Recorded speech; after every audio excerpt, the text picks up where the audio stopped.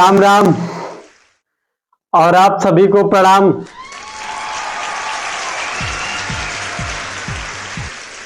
मैं आपको बता रहा हूं, मैं इतना ज्यादा परेशान आदमी हूं। क्या बताऊं। सच में इसी परेशानी की वजह से मैं पैदा ही नहीं होना चाह रहा था, लेकिन मजबूरी में पैदा होना पड़ा।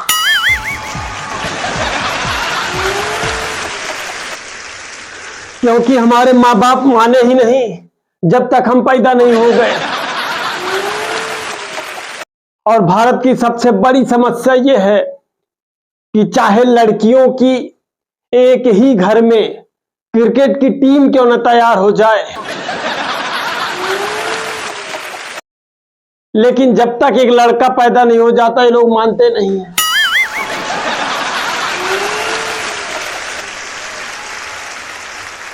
हाँ, मैं सच बता रहा हूं, जब तक एक लड़का नहीं पैदा हो जाएगा ये लोग निकालते रहेंगे।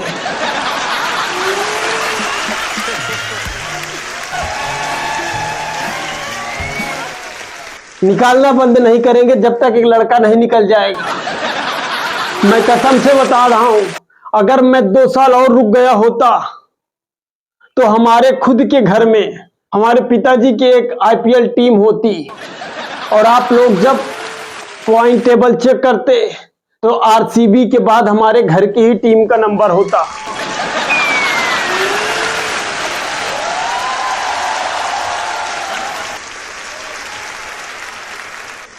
अच्छा, मैं 2 साल तक और इसलिए नहीं रुका क्योंकि मुझे पता हो गया था कि अब मुझे निकलना तो पड़ेगा, क्योंकि निकालने वाले तन मन से लगे हैं, बिल्कुल अड़ गए हैं जिद पे कि निकाल के ही मानेंगे।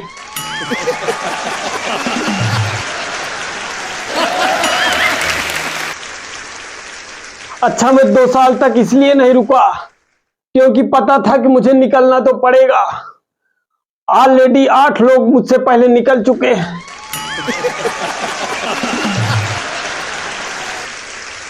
और अगर मैं ना निकला तो मेरे चक्कर में और जनसंख्या बढ़ेगी। अंत में मुझे निकलना ही पड़ेगा, इसलिए 9वें नंबर पे मैं निकल आया।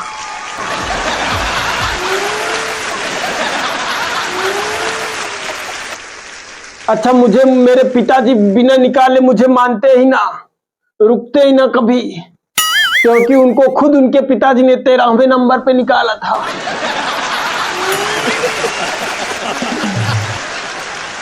मैं आपको सच बता रहा हूं, पूरे भारतवर्ष में त्योहार आने पे खुशियां मनाई जाती हैं। सब खुश होते हैं कि हमारे घर में रिश्तेदार आएंगे, घर में अच्छा अच्छा खाना बनेगा।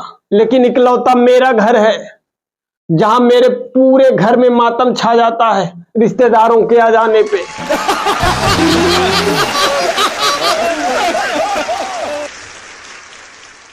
क्योंकि कोई भी त्योहार आए तो मेरे घर में सबसे पहले मेरी 8 बहनें आएंगी और उनके साथ साथ उनके सबके पति भी आएंगे।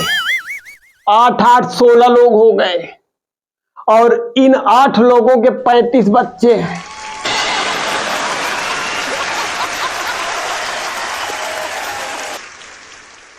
इतना ही नहीं, उसके बाद हमारी 12 बुआ भी आती है और 12 बुआ के साथ साथ 12 फूफा जी भी आते हैं।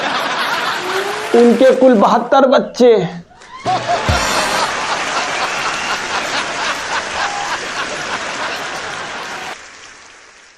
हम लोग 100 का आंकड़ा रिश्तेदारों से ही पार कर लेते हैं।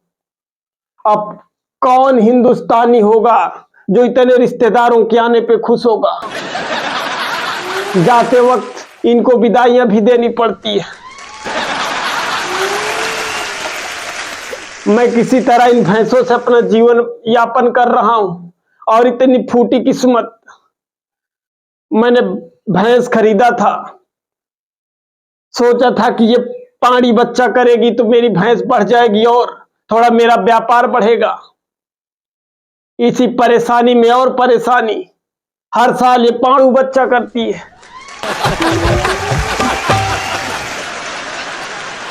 एक बार भी पानी बच्चा नहीं की है।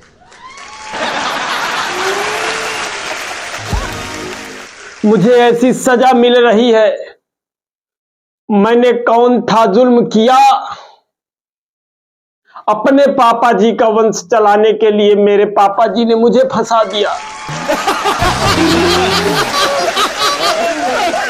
एक बार मैं अपने परेशानियों से इतना तंग आ गया, मैं सोचा कि हमारे यहाँ जब इतने रिश्तेदार आते हैं, रहते हैं, रुकते हैं, खाने के लिए थालियां कम पड़ जाती है, तो केले के हरे हरे पत्ते काट के उसमें खाना खाना पड़ता है।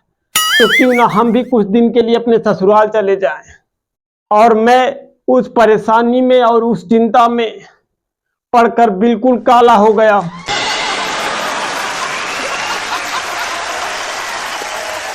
पहले मैं बहुत गोरा था, तो मैं जब गया ससुराल तो मेरी सासू माँ ने मुझको देखा, बोली बेटा तुम कुछ दिन यहीं रुक जाओ, दूध मट्ठा घी खाओ, थोड़ा सेहत वहत बन जाए तो जाना।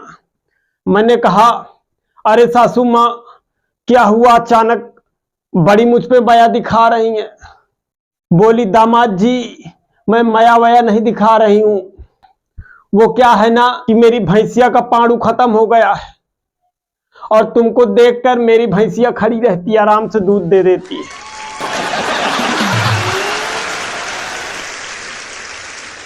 मेरी सासू माँ ने मेरी इतनी इज्जत से बेइज्जती की कि मैं चाह कर भी वहां नहीं रुक पाया।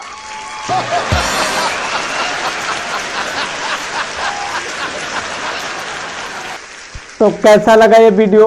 अगर अच्छा लगा हो तो कमेंट बॉक्स में जाके कमेंट जरूर करके बताइएगा और दोस्तों तक जरूर शेयर करिएगा। अगर चैनल पे नए हैं तो चैनल को सब्सक्राइब कर लीजिएगा और सबसे पहले नोटिफिकेशन पाने के लिए घंटा का बटन जरूर दबाइएगा। मिलते हैं नए वीडियो में, तब तक के लिए जय हिंद।